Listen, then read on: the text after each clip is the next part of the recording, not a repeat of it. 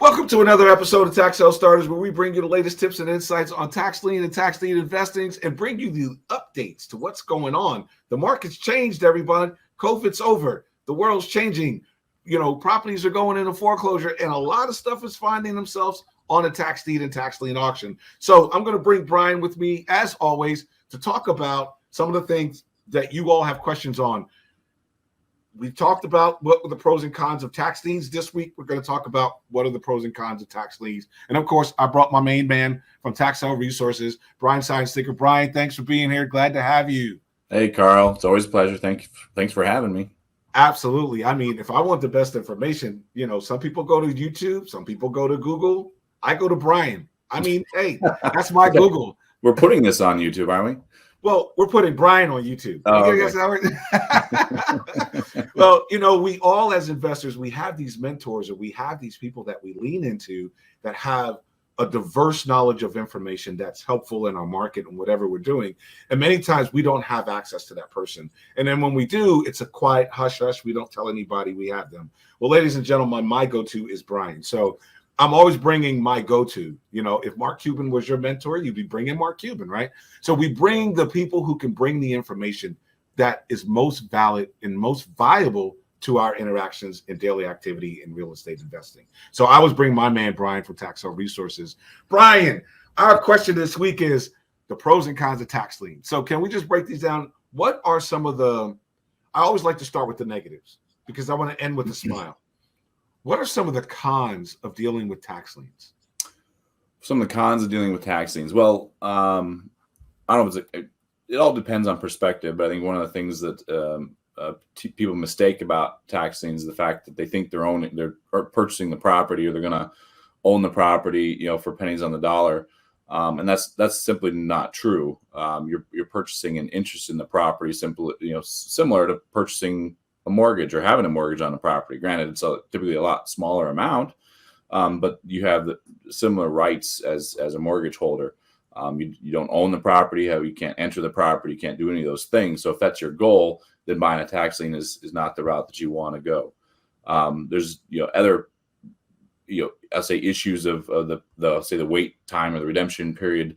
You have no control over when you're going to get that money back if you get it, right? So if you were trying to build out a model, it becomes very hard to build out a return model. Now, it can be done. That's something we've helped a ton of large institutional funds put together, is that data. Because if you do it on a large enough scale, then you can make some reasonable predictions of when stuff's going to redeem and how much you're going to make, and then overall, how much cash am I going to need.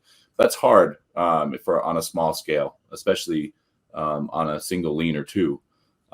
So there's certainly things that people think about when they think of the tax sale industry, and maybe put tax liens in the category of tax deeds, and that's simply not the case. Right. I want to talk about one of the cons you didn't mention, but I know we talk about it all the time when we talk about completing the due diligence, reviewing the property. It's that the individuals can go into an auction and they hear that, this tax lien is on sale for $600, $700. And they're like, oh my gosh. I mean, whether they get it over the counter or they're at the auction, like, oh my gosh, that's no money. I can invest into this. I'll make a boatload of money. And it's one of the cons to this whole investment thing is what you're investing in could be a sliver of easement between two properties that it's not actually a house. It's not actually a building. It's not actually what you thought it was. Like, you're thinking, oh my gosh, I'm getting this house. But if you look at the map, it's not the house. It's the land, this little sliver, 20-foot piece of property right in between the house, and there's nothing you can do with it.